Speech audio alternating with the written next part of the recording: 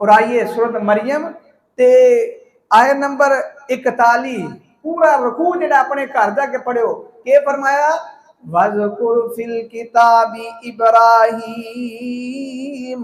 ऐ मेरे महबूब सल्लल्लाहु अलैहि वसल्लम तुसी जिक्र करो इब्राहीम खलीलुल्लाह अलैहि सलाम दा, इन्नहु काना सिद्दीकन नबिया, बेशक मेरा नबी इब्राहीम सिद्दीक सच्चा नबी है। अल्लाह पाक अपने नबी इब्राहीम नू सर्टिफिकेट दे रहे ने, सारे नबी सच्चे ने, लेकिन अल्लाह इब्राहीम खलीलुल्लाह अलैहि सलाम नू के कह रहे ने, ऐसा सच्चा नबी है कि दावत देंदे ने इज़ क़ाला ली अबीही, जिस वक्त आख्या ली अबीही अपने बाप नू।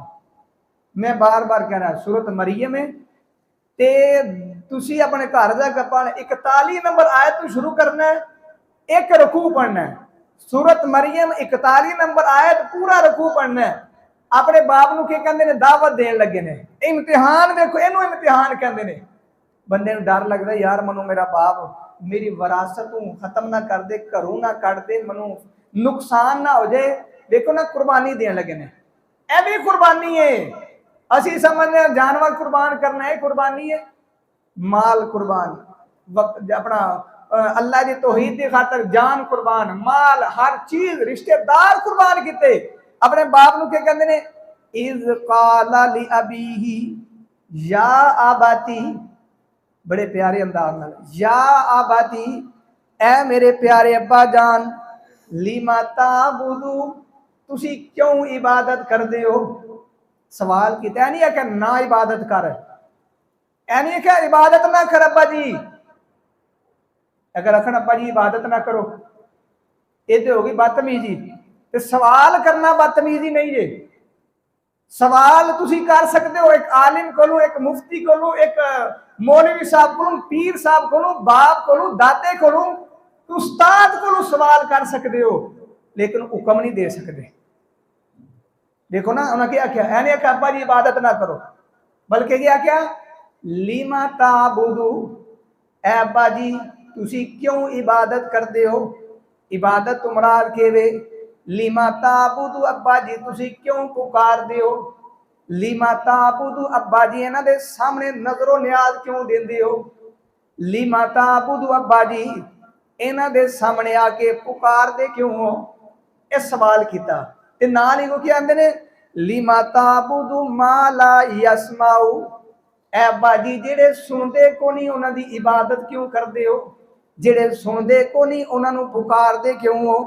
वला युबसिरू जेड़े वेखदे को नहीं उन्होंने क्यों पुकारदे हो, जेड़े वेखदे को नहीं उन्होंने क्यों इबादत करदे हो। वला युगनी अनका शैया जेड़े तुहाडे जर्रा पर भी नफे ते नुकसान दे मालक नहीं उन्होंने क्यों इबादत करदे हो। क्योंकि तीन चीज़ां ने, किसी नूं पुकारना है, किसी की इबादत करनी है, किसी की इबादत ते बंदगी करनी है।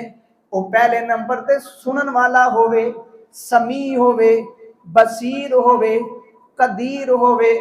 ते इब्राहीम अलैहिस्सलाम फरमाते ने अब्बा जी जिन्हां नूं तुसी पुकारदे हो, जिन्हां दी तुसी इबादत करदे हो, जिन्हां दे सामने तुसी नजरो न्याज पेश करदे हो, ऐ अब्बा जी मैनूं दसो ना वो सुनदे भी कोई नहीं, वेखदे भी कोई नहीं। तुहाडे वला युगनी अन कशैया कोई भी तुहाडा फायदा नहीं कर सकते, कोई भी नफा नहीं कर सकते। अब्बा जी उन्होंने तुसी पुकारदे हो, उन्हां दी इबादत क्यों करदे हो। देखो ना सवाल अब्बा जी को कर रहे हैं, अब्बा जी क्यों करदे हो। ये दावत दे रहे, समझा रहे ने बाप नूं जेड़ा सुने ना, जेड़ा वेखे ना, ते जेड़ा कुदरत ना रखे उन्होंने पुकारना, बोलो उन्होंने पुकारना नहीं चाहिए। एक बंदा वेखदा भी है, सुनदा भी है, कुदरत नहीं रखता, उन्होंने भी नहीं पुकार सकते। गल समझ आ रही कि नहीं, उन्होंने भी पुकार नहीं सकते। नहीं यकीन आंदा एक वाकया रखना, हजरत सुलेमान अलैहिस्सलाम सूरत नमल खोलो ना, अल्लाह करीम फरमाते ने हजरत सुलेमान अलैहिस्सलाम बारिश वास्ते निकले ने, कह साली पै गई, लश्कर ले नाल जिन भी ने, नाल परिंद भी ने, ते अल्लाह ने पूरी दुनिया ते हुकूमत भी दी है। पूरी दुनिया ते हुकूमत कर रहे हैं ते अल्लाह को बारिश वास्ते निकले ने, लश्कर नाल ने ते अगे के देखते ने एक चूंटी छोटी जी, एक छोटी जी चूंटी के कर दी है, अपने अल्लाह दे सामने इल्तिजामा कर दिए, अपने हाथ चुक के सिर चुक के अल्लाह नू कहंदी अल्लाह तू साडा रब है ते असी तेरी मखलूक आ। हजरत सुलेमान अलैहिस्सलाम सामने ने, हुकूमत भी उन्हां कोले, फिर उस बाद नबी भी ने ते चूंटी ने उन्हां नू पुकारिया, ओ बोलो उन्हां नू पुकारिया नहीं मनु दसो ओ वली इन्हां नू वत नहीं उन्हां दा मुकाम। असीं कहने नहीं वलियां नू पुकारो, फलां बुजुर्ग नू पुकारो, वो भी फौत होया नू। ते नबी सुलेमान जिन्हां नू अल्लाह ने पूरी दुनिया ते हुकूमत दी है, परिंदे चिरंदे दी है, ते चूंटी ने हजरत सुलेमान नू पुकारिया नहीं, पुकारिया किनू पुकारिया? अल्लाह नू। क्यों उन्होंने नहीं पुकारिया? है सुलेमान सुनते नहीं? सुनते सी। है सुलेमान वेखते नहीं? वेखते ने, लेकिन उन्हां कोल इख्तियार नहीं बारिश वसाण दा, उन्हां कोल बारिश वसाण दा इख्तियार नहीं, कुदरत नहीं रखते। चूंटी नू पता कि बारिश वसाण वाला कौन है? अल्लाह। देखो निक्का जा दिमाग है, ओनू पता है कि बारिश अल्लाह देनी है। ते अजकल एडे एडे सिर ने मौलवियां दे, ते एडे एडे खाण पीण वास्ते हर चीज खांदे ने, हर चीज मिलती है, ते उन्होंने यह दिमाग में आंदा कि बारिश अल्लाह वसानी है। ते कहते नहीं साडे बुजुर्ग वसांदे ने, मेला लगना ना, मेले आन लगे जे, ए मेले आन लगे ने, ते आखणगे फलां मेला लगना ना, एक कांवा लगना, ते शाहजगीर दा लगना, ते फलां लगना, ते बारिश होनी है। एक आखण दे ए बारिश होनी है, मतलब उन्हां बारिश वसानी है। बारिश वसाण वाला कौन है? अल्लाह। जिस वक्त बाबे नहीं है सी, बुजुर्ग नहीं है सी, उस वक्त बारिश नहीं होंदी सी, उस वक्त बारिश होंदी सी। ते ओ चूंटी ने किते कोल मंगया? अल्लाह कोल। ते हज़रत इब्राहीम अलैहिस्सलाम के कहंदे ने या आबाती लिमा ताबुदु मा ला यस्माउ वला युबसिरु वला युगनी अनका शैया। ऐ अब्बा जी जेड़ा सुने ना, जेड़ा वेखे ना, ते जेड़ा कुदरत ना रखे, लिमा ताबुदु ओदी इबादत क्यों करदे हो, ओनू क्यों पुकारदे हो? फिर अगू के कहंदे ने अब्बा जी ए मैं सवाल कीता ते क्यों कीता वे? मेरे बाप हो तुसी, तुहानू समझ आ जे, मेरे बाप हो तुसी, मेरे मैं तुहाडा खैर खावां। या अबाती इन्नी कद जाअनी मिनल इल्म, ए मेरे अब्बा जी मेरे कोल इल्म आया है। केड़ा इल्म आया है? दुनिया दा नहीं है क्या? कद जाअनी मिनल इल्म, मेरे को इल्म आया है, अल्लाह दी वही आई है, अल्लाह ने मनु कीता तौहीद दा इल्म दिता वे। या दी भी फत्तबिअनी अहदिका सिरातन सविया, अगर तुसी मेरी पैरवी करोगे, ते अल्लाह करीम फरमाते ने, इब्राहीम फरमाते ने फत्तबिअनी अहदिका सिरातन सविया, ते सीधे रस्ते की तरफ मैं बड़ी रहनुमाई करांगा। या आबाती ला ताबुदी शैतान, ए अब्बा जी शैतान दी इबादत ना करो। मनु दसो उन्हां दी कौम, बाप दादा ते कौम वाले, क्या इब्राहीम अलैहिस्सलाम ने आख्या ला ताबुद शैतान, शैतान की इबादत करते सी? वो इबादत करते बुत बनाए ने, नेक बुजुर्गों के बुत ने, जिन्हों ने कोई करदार कोई अखलाक चंगा, उन्हें बुत बना के ते उन्होंने इबादत करते हैं। ते इब्राहीम अलैहिस्सलाम के कहते हैं ला ताबुद शैतान, ऐ बाजी शैतान की इबादत ना करो। इसका मतलब कि जरा रहमान की इबादत अलावा जितनी भी इबादत होती है वो शैतान की इबादत होती है। वो अल्लाह का वली है, नबी है, वो इबादत नहीं कर रहे, वो शैतान की इबादत कर रहे हैं। ते अगे के फरमाते ने, फरमाया इन्न शैताना कान लिर्रहमानी असिया, ऐ अब्बा जी बेशक शैतान अल्लाह करीम दा खुलम खुला दुश्मन ते ना फरमाने। या अबती इन्नी अखाफु अयमस्सका अज़ाबुम मिनर रहमानी फतकूना लिशैतानी वलिया। ऐ अब्बा जी मनु डर रे, अखाफु मनु डर लगता है, मैं थोड़ा खैर खावां, मैं थोड़ा खैर खा बन के गल करना, मैनू कोई लालच नहीं कि मेरा कोई कारोबार, मेरा कोई जरा दुकानदारी, मेरी शोहरत कमी आएगी, नहीं नहीं।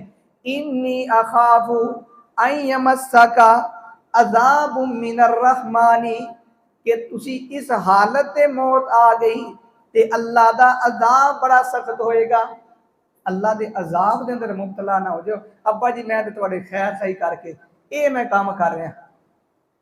ते बाप अगू कहता है, बाप को दलील को नहीं, बाप ने जवाब नहीं दिता।